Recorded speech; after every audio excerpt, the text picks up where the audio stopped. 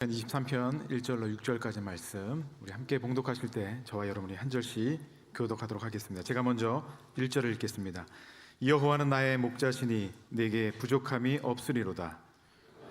푸른 풀밭에 누이시며 쉴만한 물가로 인도하시는 도다. 내 영혼을 소생시키시고 자기 이름을 위하여 의의 길로 인도하시는 도다. 사망의 음침한 골짜기로 다닐지라도 해를 두려워하지 않을 것은 주께서 나와 함께 하심이라. 주의 지팡이와 막대기가 나를 안위하시나이다. 주께서 내 원수의 목전에서 내게 상을 차려주시고 기름을 내 머리에 부으셨으니 내 잔이 넘치나이다. 내 평생의 선하심과 인자하심이 반드시 나를 따르리니 내가 여호와의 집에 영원히 살리로다. 아멘. 이 시간 하나님만이 답이다 라는 제목으로 목사님 나오셔서 말씀 증거해 주시겠습니다.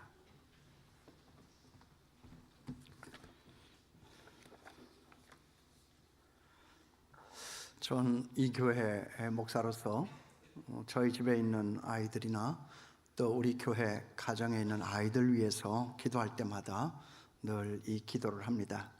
하나님 아버지, 저 아이들 평생 사는 날 동안에 좋은 친구, 좋은 스승, 좋은 배우자 만나게 하여 주시옵소서.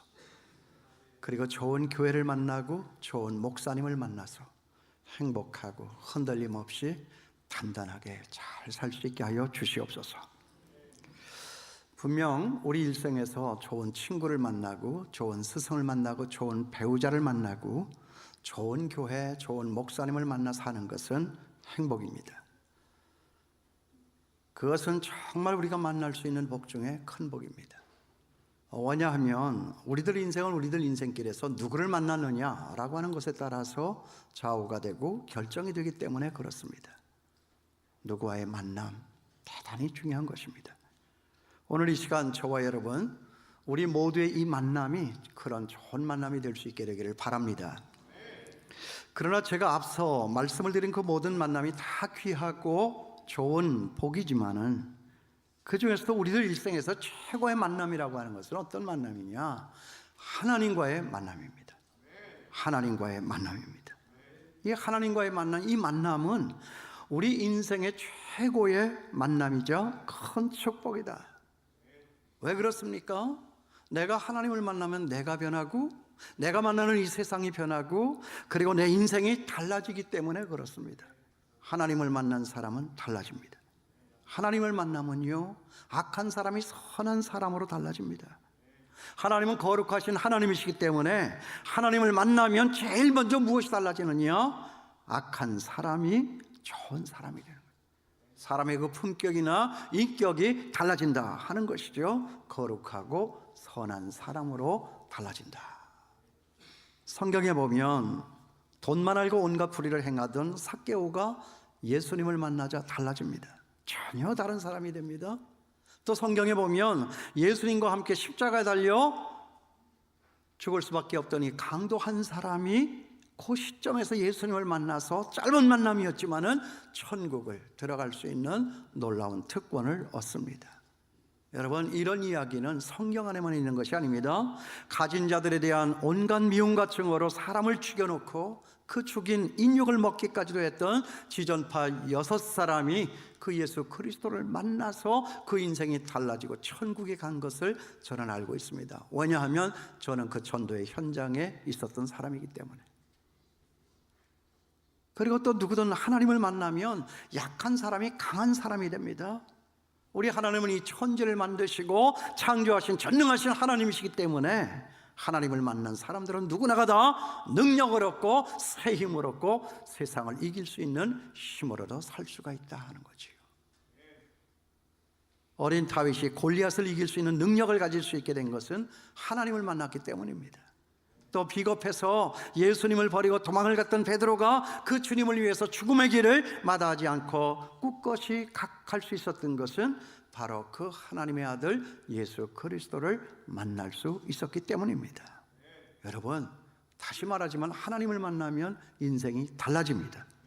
어두운 삶은 밝은 삶으로 달라지고요, 절망적인 삶은 소망과 희망이 넘치는 삶으로 달라집니다. 그래서 예수를 믿는 사람은, 예수를 만난 사람은 언제나 밝고 아름다운 세상을 노래하며 살아갑니다. 내 영혼이 은총 입어 청한 죄짐 벗고 보니 슬픔 많은 이 세상도 천국으로 와도다. 아유, 왜 나 혼자 부르게 이렇게 가만히 내버려둬요? 아침이라 그냥 소리도 잘 안 나오는데 그런 거예요. 높은 산이 거친 들이 초막이나 궁궐이나 내 주 예수 모신 것이 그 어디나 하늘나라. 여러분, 하나님을 만나면 내가 만나 사는 세상이 달라지는 거예요. 여러분, 밝은 세상에서 빛을 보는 것이 아니라 어두운 세상에서 빛을 보는 것입니다. 세상이 밝기 때문에 우리의 인생이 밝아지는 것이 아니라 빛 대신 하나님을 만나기 때문에 우리의 인생은 달라진다 하는 것이죠. 그러므로 여러분, 하나님을 만난 사람들은 어떤 환경과 상황 속에서도 절대 절망하거나 넘어지지 않습니다. 하나님을 만난 사람들의 특징이 뭐예요? 무엇보다도 먼저 넘치는 평안이에요. 세상을 보면 불안하지만, 세상을 보면 분노하지만 하나님을 보면 편안해지는 거예요. 평강이 넘치는 거예요. 세상이 나를 누르면 누를수록, 악한 자가 나를 억압하면 억압할수록 내 안에 있는 이 평화와 기쁨은 누구도 빼앗아갈 수가 없어요. 누구도 감당하기 어려운 거예요. 여러분, 그런 기쁨 경험해 보셨어요? 그런 평안 경험해 보셨습니까? 세상에 알지도 못하고 줄 수도 없는 평안, 그런 평안과 기쁨을 경험해 본 적이 있느냐라고 하는 거예요. 평안을 너에게 주노라. 세상이 줄 수 없는, 세상이 알 수도 없는 평안,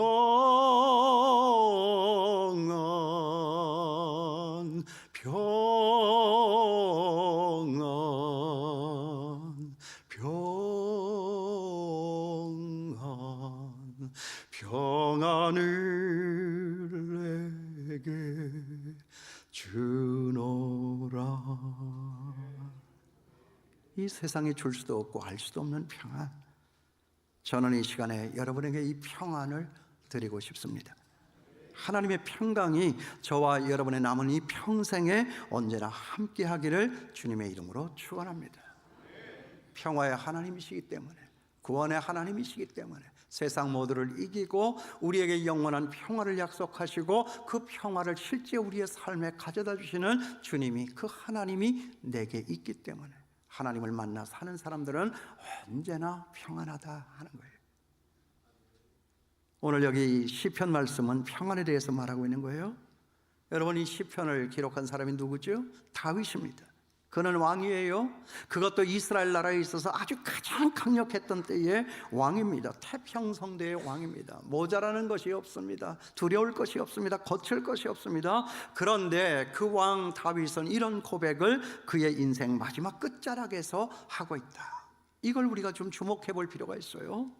그가 왕이었다라고 하는 이 점과 그가 그의 인생 마지막 끝자락에서 이런 고백을 했다라고 하는 이 점에서 우리는 그의 이런 고백에 대해서 다시 한번 주의를 기울여 생각해 볼 필요가 있다라고 하는 것이죠. 그가 여러분 먼저 무엇을 노래하고 있지요? 여호와는 나의 목자시니 내가 부족함이 없으리로다. 여호와는 나의 목자시니 내가 부족함이 없으리로다. 내가 차지하고 앉아있는 이 왕의 보좌는 나의 목자시니 내가 부족함이 없으리로다. 그렇게 노래하지 않았습니다. 내 이 궁정 안에 있는 이 보화들은 다 나의 목자시니 내가 부족함이 없으리로다. 그렇게 노래하지 않았습니다. 그는 이렇게 노래를 했습니다. 여호와는 나의 목자시니 내가 부족함이 없으리로다. 내가 부족한 것을 모르고 만족하며 살아갈 수 있는 이것은 내가 가지고 있는 타고 앉은 이 왕의 보좌가 아니라 이 황금보화 때문이 아니라 내가 믿고 의지하는 하나님, 그 하나님 여호와 하나님 때문에 나는 만족한다 하는 거예요. 여러분, 하나님 한 분만으로 만족하시나요? 세상 그 어떤 것으로 우리가 만족을 느끼며 살아갈 수 있느냐 하는 거예요. 그런 의미에서 저나 여러분, 우리 인생의 목자는 누구입니까? 누가 내 인생을 붙잡아주고 누가 내 인생을 끌어주고 누가 내 인생을 지켜줄 수가 있느냐 하는 거죠. 나라 맡은 사람인가요? 아니면 내 부모나 내 배우자입니까? 아니면 내 스승과 내 주변에 있는 사람들입니까? 아닙니다. 아니라고 하는 것을 우리는 벌써 진즉 다 알고 있습니다. 그렇지 않다면 여기 있는 나입니까? 여러분 스스로 그 자신 나입니까? 내게 있는 이 경험, 내게 있는 이 실력, 내게 있는 이 젊음, 내게 있는 이 건강, 그런 것들이 여러분 내 인생을 지켜주고 내 인생길을 인도하여 주고 있습니까? 아닙니다. 아니라고 하는 것을 우리는 너무나도 잘 알고 있는 거예요. 그것도 아직 모르고 있는 사람이 있다고 하면 인생을 덜 산 사람이거나 아니면 머리가 좀 이상하게 된 사람이에요. 젊은 애들이나 그런 거죠. 벌써 30대를 지나고 40대를 지나가면 벌써 이거 다 아는 거예요. 누가 나를 지켜주는가? 누가 나를 이끌어주는가? 누가 내 마음에 만족을 줄 수 있는가? 세상에 있는 아무것도 없다는 거예요. 그건 나도 내가 어찌할 수 없는 일이다 하는 거예요. 이걸 누구나가 다 아는 거예요. 그렇다면 정말 누가 정말 어떤 무엇이 저와 여러분의 인생을 아주 부족함이 없이 아주 완벽하고 아주 완전하게 잘 지켜주고 지탱해주고 만족감을 줄 수가 있느냐 하는 거예요. 돈도 있어요, 자리도 있어요, 권력도 있어요. 그런데 불안한 거예요. 만족이 없습니다. 왜 그렇습니까? 우리의 삶이 이렇게 불안하고 만족이 없는 것은 뭐냐? 바로 그런 것들이 우리 인생의 목자가 되고 우리 인생의 목표가 되었기 때문에 그렇습니다. 만족이 있습니까? 만족이 없어요. 왜요? 왜 그렇습니까? 우리에게 있어야 될 이 하나님이 없고 하나님에게 있는 그 지고의 사랑이 없기 때문에 그런 것입니다. 그러니까 우리 문제의 기원은 어디서부터냐? 에덴 동산에서부터예요.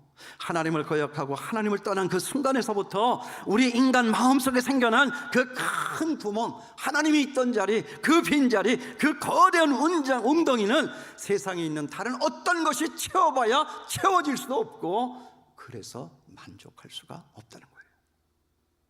세상의 어떤 권력, 세상의 어떤 보화, 세상의 어떤 재미와 쾌락, 그런 것들이 하나님을 대신할 수가 없는 거예요. 나는 그런 것들을 끊임없이 추구하며 따라가며 사랑하고 의지하고 쫓아가지만 그런 것들은 내게 한 사랑도 내어주지를 않아요. 어깨 한쪽도 빌려주지를 않아요. 그걸 우리가 살면서 느끼는 거잖아요. 그러므로 하나님이 없는 우리에게 언제나 남게 되는 것은 뭐냐? 심각한 이 애정의 결핍, 그리고 심각한 욕구 불만, 그런 것들 뿐입니다. 사랑하는 사람을 만나 살면 그런 것들은 해소가 될까? 아니잖아요. 아니지 않습니까? 그러면 좀 내라고 대답을 해야 되잖아요. 그렇게 감쪽같이 속이고 안 그런 척하고 그냥 앉아있으면 내가 모를 줄 알고 그러세요? 우리 집사람도 여기 있어요. 모두가 다 이 사랑에 굶주려 있는 거예요. 진실한 사랑을 찾질 못했어요. 그래서 우리 주변에는 사람들이 입만 열면 사랑이라고 하는 말을 해. 드라마를 봐도 그렇고 영화를 봐도 그렇고 그놈의 사랑. 그러니까 그냥 호텔도 그냥 호텔이 아니야. 로보 호텔이야. 그냥 로보 호텔. 사람들은 누구나가 사랑에 갈급해서 그 사랑을 말하고 있는 거예요. 그렇게 사랑 얘기에 흔해 빠지고 그렇게 많은 것을 보면 모두가 다 이 사랑에 굶주려 있다 하는 거예요. 그러니까 진정한 사랑을 찾기가 정말 너무나도 어렵다.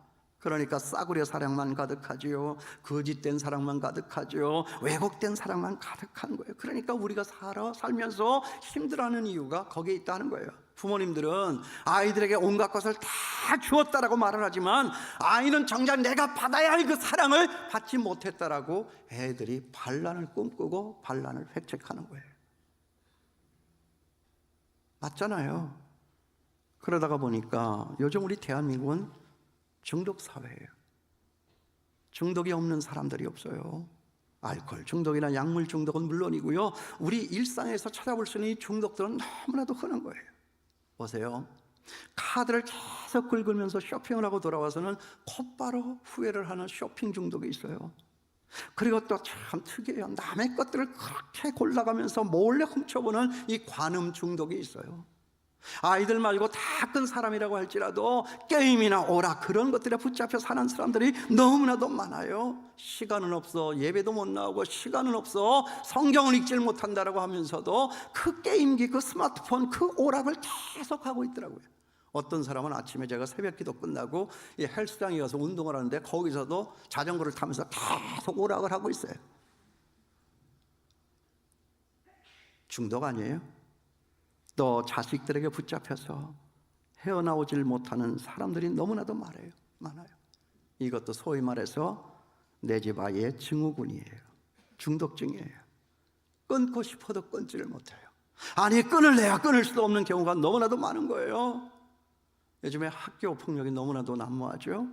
갈수록 잔인해지고 있어요. 이 조그만 것들이 이제 10살, 12살밖에 되지 않은 것들이 애들을 무릎 꿇려놓고 막 의자로다가 집어 패가지고 막, 아이고, 어떡하면 좋아요?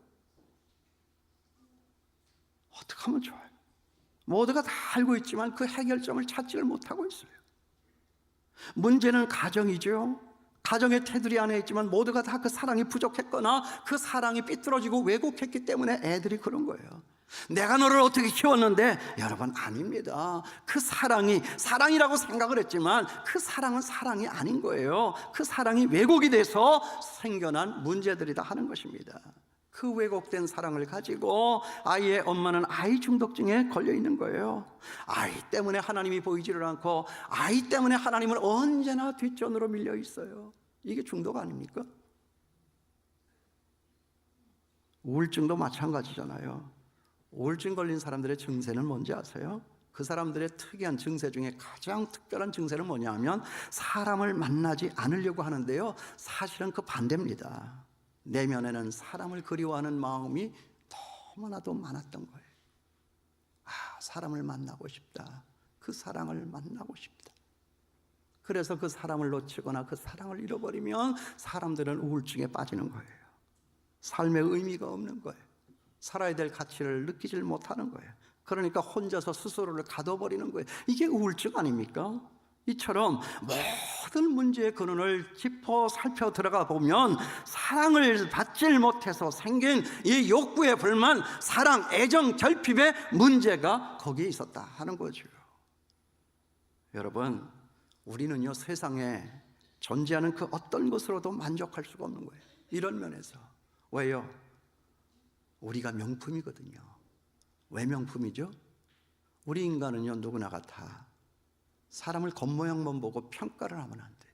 그 사람의 이룬 것이나 지금의 상태를 놓고 우리가 그 사람을 평가하면 안 돼요. 기본적으로 이 세상에 태어나는 모든 사람들에게는 뭐예요? 하나님의 형상이 있어요. 내 속에 하나님이 있다라고 하는 건 뭐예요? 명품 중에 명품입니다. 아니, 내가 명품인데 그런 세상의 온갖 짝퉁 명품들이 아무리 내 손에 들려지고 아무리 내 옷에 걸쳐지고 아무리 내 생활에 채워진다라고 해서 우리 인생에 만족이 있겠느냐, 그 말이에요. 그 명품이 언제까지입니까? 언제까지 가는 겁니까? 근본적인 해결책이 하는 거예요. 일시적인 진통제죠. 마취제죠. 깨어나면 더 괴로운 거고 더 허망한 것이지요. 내가 명품인데, 나보다 더한 것은 없는 것인데, 나보다 못한 세상에 그런 것들이 내 마음을 채운다, 내 마음을 만져준다? 넌센스입니다. 그런 일은 없습니다. 그것이 우리에게 만족을 주지를 않아요. 그러므로 여러분, 저나 여러분, 우리들에게는 누가 있어야 하느냐? 하나님이 있어야 합니다. 그렇기 때문에 우리 인생은 하나님을 만나기 전까지, 그렇기 때문에 우리 인생은 하나님 앞으로 가기 전까지는 절대 만족이 없어요. 그러므로 여기 다윗은 인생을 다 살고 나서 세상 온갖 것 다 가져보고 누려보고 모자랄 것이 없이 살았던 왕이라 할지라도 이걸 내가 얘기를 했다면 의심할 수 있어요. 저건 못 가져봤으니까. 그러나 다윗은 나하고 또 다르지 않겠습니까? 그 모든 것 다 가지고 있었으면서도 그의 인생 다 살고 나서 그 마지막 끄트머리에 서서 하늘을 우러러보면서 여호와는 나의 목자시니 내가 부족함이 없으리로다. 여러분, 이 사람의 고백 우리 한번 자세히 들여다볼 수 있어야 돼요. 정말 이 시간에 우리 하나님을 새롭게 만나서 우리의 인생길 새롭게 출발하는 그런 축복의 시간이 될 수 있게 되기를 주님의 이름으로 축원합니다. 사실 이런 얘기는 여러분이 다 알아요. 여기서는 강당에서는 목사님들마다 세상에 귀한 것이 있느냐, 세상에 만족이 있느냐, 하나님보다 더한 것이 어디 있느냐, 이런 거 맨날 설교를 해요. 그래서 여러분들이 이거 몰라서 제가 설교하는 것은 아니에요. 오늘 특별히 제가 이 설교를 하는 이유는 뭐냐면 지난주에 우리 교회에 135명이 새생명 축제 때 왔다고요. 그리고 99명이 결신서를 냈다고요. 그분들이 혹간 이 시간에 이 자리에 올까 봐서 제가 그분들을 겨냥해서 이 설교를 준비를 한 거예요. 그렇지만 여러분, 교회를 다닌다고 해서 하나님이 있습니까? 하나님이 밤낮 왔다 갔다 해요. 사실 한 번 들어오신 하나님은 나가는 법이 없는데 내 생각이, 내 욕심이, 내 생각이 눈을 가려서 하나님이 있어도 있는 줄을 모르고 세상 다른 것에 홀려 살아가기 때문에 교회를 다녀도 예수를 믿어도 시험에 빠지고 유혹에 넘어져서 허황된 인생을 살아가는 사람들 너무 많기 때문에 그런 사람도 오늘 이 말씀을 다시 들어야 돼요. 우리 인생의 답은 하나님이에요. 하나님을 만나기 전까지 우리는 굶주리는 거예요. 우리는 목마른 거예요. 우리는 속상하고요. 우리는 두렵고요. 우리는 짜증나고요. 우리는 분노하고요. 우리는 시기하고요. 우리는 미워하고요. 우리는 언제나 배고픈 상태로 갈 수밖에 없는 거예요. 하나님을 만나야 돼요. 하나님을 만나면 그 인생의 방황은 끝나는 거예요. 다른 거 고민할 필요가 없어요. 뭐 남창호 목사가 누가 좋은 옷을 입었는데, 누가 좋은 집을 사는데 그런 거 가지고 고민을 합니까? 하나님이잖아요. 하나님이 있기 때문에 큰 소리 칠 수 있는 거잖아요. 하나님만이 나의 만족이에요. 여러분 믿습니까? 정말 믿어요? 정말 믿으셔야 해요. 여러분, 우리의 인생길을 누가 인도하죠? 하나님이 인도하세요. 거기 2절부터 나오잖아요. 그가 나를 푸른 풀밭에 누이시며 쉴만한 물가로 인도하시는도다. 내 영혼을 소생시키시고 자기 이름을 위하여 의의 길로 인도하시는도다. 그리고 또 여러분, 우리의 인생길을 누가 보호하죠? 하나님이 보호하세요. 거기 4절에서 5절까지 나오잖아요.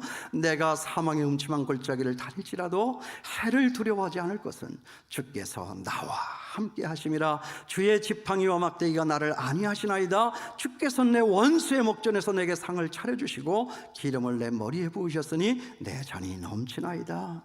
여러분, 저나 여러분, 우리의 죽은 다음에 인생길을 누가 보장을 하죠? 하나님이 보장을 하잖아요. 거기 6절 말씀 보세요. 내 평생의 선하심과 인자하심이 반드시 나를 따르리니 내가 여호와의 집에 영원히 살리로다. 이 세상 사는 날 동안 뿐만이 아니라 내가 죽어져 천국에 가서 사는 날 동안에도 하나님은 언제나 나와 함께 하시며 나를 지켜주시고 나를 보호하시고 나와 관계하시며 나와 함께 즐거운 인생을 노래할 수 있게 하신다는 거예요. 이게 하나님을 믿는 사람이에요. 이게 세상 사람과 다른 여기 이 교회 안에 살고 있는 저와 여러분, 우리들의 삶의 모습이다. 여러분, 하나님을 기억할 수 있게 되길 바라요. 저 역시도 젊은 날에 교회는 다녔지만 예수를 믿었지만 예수님보다 더, 하나님보다 더 소중한 것들이 많았어요. 여러분들이 잘 아실 거예요. 여러분들의 경험 속에도 있는 것이니까. 한 가지 생각나는 것은 그때 왜 그렇게 청바지가 입고 싶었는지. 근데 한 번도 못 입어봤어요. 돈이 없어가지고. 그 청바지 입고 다니는 친구들, 그리고 아주 얄밉게도 그 청바지 새 거를 남대문 시장에서 사가지고 이 시멘트 바닥에다 푹푹 문지르는 것들 정말 미웠어요. 저것들 색깔 낸다고. 근데 지금은요, 청바지 있어도 그만 없어도 그만, 그거 누가 갖다 줘봐야 배가 나와가지고 입어도 맵시가 나질 않는 거예요. 관심도 없어요. 하나님이에요.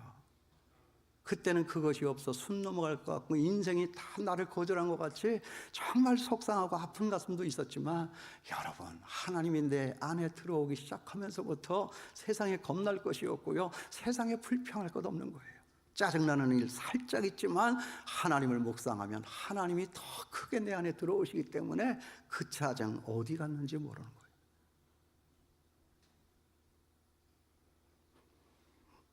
1950년대 초반에요. 이거 실제 있는 얘기예요. 강원도 어느 산골짜기에 상수라고 하는 아이가 살고 있었어요. 가난했겠죠? 근데 생일날이었나 모르겠어요. 제가 옛날에 텔레비를 봐서. 근데 그 아이에게 어느 날 큰아버지가 노란 고무신을 사온 거예요. 참 그 노란 고무신을 받고 이 아이가 얼마나 좋아했는지. 그러니까 그 고무신이 너무 아까운 거예요. 그 신지를 못해요. 그 신발을 신지를 못하고 손에 들고 다녀요. 여러분 그런 기억 나세요? 네. 그러다가 산에 가서 한번 콧돌이 떨어지면 그때부터는 이제 빨리 달아라, 그래야 또 사준다 해가지고 막 신고 다니지만은 이게 때가 묻고 콧돌이가 찢어지기 전까지는 이걸 머리에다 이고 다니는 거예요. 저도 까만 고무신, 저는 노란 고무신을 못 봤어요.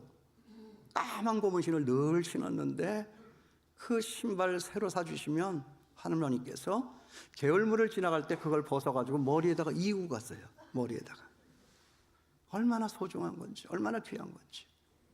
어느 날 그 상수가요, 개울에서 이제 노란 고무신에 묻은 때를 이제 씻다가 그만 그 한 짝을 놓치는 거예요. 이 고무신이 빠른 물살을 따라서 떠내려가기 시작하는 거예요. 그 고무신을 따라가기 위해서 애를 쓰는 거예요. 쫓아가고 또 쫓아가고 그 고무신을 건져보려고 무작정 그 개울을 따라서 막 내려가기 시작하는 거예요. 고무신은 계속해서 떠내려갔고 큰 이제 강가에 이르게 됐어요. 얼마나 오랫동안 이 고무신을 따라갔는지, 얼마나 먼 길을 달려왔는지도 모른 채로 왔기 때문에 다시 집에를 갈 수가 없는 거예요.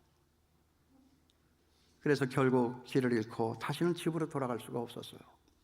어처구니 없이 졸지에 고아가 아닌 고아가 된 이 상수가 온갖 고생을 하면서 오랜 세월을 지났습니다. 살았습니다. 어느덧 세월이 흘러서 초로에 노인이 된 이 상수가, 옛날에 그 KBS에 보면 TV 이상가족 찾기 프로그램이 있었어요. 그죠? 거기에 나온 거예요. 거기에 나와서 굵은 눈물을 흘리면서 그 노란 고무신에 대한 얘기를 하는 거예요. 제가 봤어요. 그래서 알아요. 마침 그 텔레비를 보고 있던 그 상수의 형이 그걸 본 거예요. 할아버지죠. 그 프로그램을 보다가 내 동생 아니냐? 자세히 보다가 그 동생이 맞다라고 하는 것을 알고 방송국에 연락을 했어요. 그래서 다시 가족을 이제 만나게 된 거예요. 만났는데 아플싸. 어머니는 이미도 벌써 자기가 집을 나가고 난 다음에 얼마 안 있어서 상심하시다가 그냥 돌아가시고, 오래 사셨던 아버지가 이제 오래전부터 이제 치매를 알아가지고 50년 만에 다시 아버지를 만났지만 그 아버지가 자기를 알아보지를 못하는 거예요. 그래서 굵은 눈물을 흘리면서 아무 말도 하지를 못하고 그냥 서 있었던 그 상수의 모습, 저 아직도 기억이 나요. 제가 오늘 이 설교를 준비하다가 그때의 그 장면이 생각난 거예요. 저는 그 장면을 생각을 하면서 이런 생각을 해봤어요. 그렇다. 우리 인생도 저럴 수가 있다. 많은 사람들이 노란 고무신처럼 별것 아닌 것을 붙잡으려고 쫓아가다가 정말 꼭 있어야 할 것들을 잃어버리고 사는 경우가 얼마나 허다하냐는 거죠. 이것이 우리 인생이구나.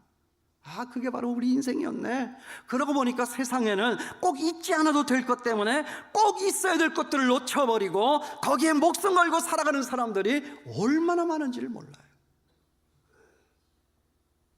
그러나 그들은 그들의 삶이 끝날 때, 그들 인생이 거의 끝나갈 시점에서야 비로소 그 노란 고무신, 그 신 한 짝 때문에 정말 내가 인생의 가장 소중한 것, 놓치지 말아야 될 것, 그것을 놓치고 살았다라고 하는 것을 그때서야 비로소 깨닫게 되는 거예요. 사람들은 우리 인생에서 소중한 것이 무엇이라고 다 안다라고 생각을 하지만 실제로 많은 사람들이 그렇지 못한 것 같아요. 사람들은 인생에서 가장 소중한 것으로 돈과 명예와 권력과 건강과 일 등을 꼽잖아요. 그렇지만 그런 것들은 단지 우리의 삶에 조금 필요한 것이었을 뿐, 그것도 잠깐이었을 뿐 절대적인 것이 아니라고 하는 거죠. 그렇잖아요. 그런 것들은 다 지나가는 거잖아요. 옛날에 관심 있었던 거 지금 관심 있나요? 옛날에 그거 없으면 죽을 것 같았던 거 지금 여러분 그런 생각 아직도 갖고 계신가요? 다 지나가는 거예요. 다 쓰잘데없는 거예요.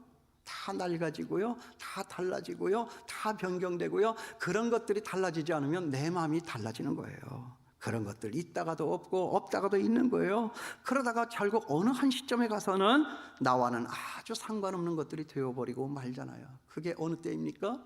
죽음의 강을 나 혼자 건너가는 그 순간에서 내가 그렇게 소중히 여기고 아까워하고 그거 없으면 죽을 것 같았던 것도 결국에는 다 놓고 가야 되는 거잖아요. 놓고 가야 되는 거잖아요. 남는 거 있습니까? 남는 건 없습니다. 그런 것 때문에 괜히 속상하고 그런 것 때문에 애를 쓰고 그런 것 때문에 우리는 지치고 그래서 우리의 인생이 엉클어지고 망가졌던 때가 얼마나 많았는지 몰라요. 여러분, 우리에게 가장 중요한 게 뭐죠? 하나님과의 만남이에요. 하나님이 답이에요. 여러분, 우리 인생의 답은 하나예요. 그러니까 하나님이잖아요. 아직도 그거 모르셨어요? 그러니까 사람들이 이 하나님을 만나기 전까지는 답이 없는 거예요. 그러니까 답답한 거예요. 그러니까 사람들이 뭐라고 그래요? 살면서 계속해서 답답하다, 답답하다, 답답하다, 답. 답이 없으니까 그놈의 답을 찾느라고 그 말이 답답하다예요. 저 웃기는 얘기지만 웃지도 않지만 왜 갑갑할까요? 왜 답답하죠? 답을 못 찾았어요. 그 답이 하나님인데 하나님을 못 찾으니까 답이 없는 거예요. 그러니까 답답한 인생이 되는 거예요. 우리 인생의 답은 하나님이에요. 그러니까 하루라도 빨리 하나님을 만나서 함께 살아야 되는 거예요. 나중이 아니라 지금이에요. 그곳에서가 아니라 지금 여기에요. 사람들을 만나서 전도를 하다가 보면 나중에 아니에요. 지금이 중요하잖아요. 지금 그 하나님이 있어야 내가 나를 이기고 내가 세상을 이기고 내가 세상의 흔들림에 흔들리지 않고 내가 승리하며 살아갈 수 있는 단단한 인생이 되고 내가 죽어서도 그 하나님과 더불어 영생복락을 누리며 사는 그 삶이 우리 앞에 있는 것인데 자기가 얼마나 대단하다고 그 하나님을 뿌리치고 거절하고 자기 혼자의 힘으로 그렇게 살아보려고 애를 쓰느냐 그 말이에요. 그러니까 세상에서도 자기 혼자 살려고 치질이 고생하며 살다가 죽어서도 천국에 가는 기회를 놓치고 마는 불쌍한 사람들이 많잖아요. 얼마나 힘들어요. 하나님 없이 살려니까. 답이 없이 사는 사람 아니에요? 답이 있는 사람은요 갑갑하지 않아요. 문제는요 답이 없을 때 문제인 거죠. 답을 알고 있는 사람, 답을 가진 사람은 문제될 것이 없는 거예요. 더 이상의 문제는 없는 거예요. 그러므로 우리 하나님을 모시고 사는 저와 여러분 우리 장충교회 모든 성도들은 답답한 인생 아니에요. 주님과 함께 승리의 삶을 언제나 살며 이 삶이 있는 것을 세상 모든 사람들 앞에 의연히 보여주고 입술로 말하며 전도하는 저와 여러분 될 수 있게 되기를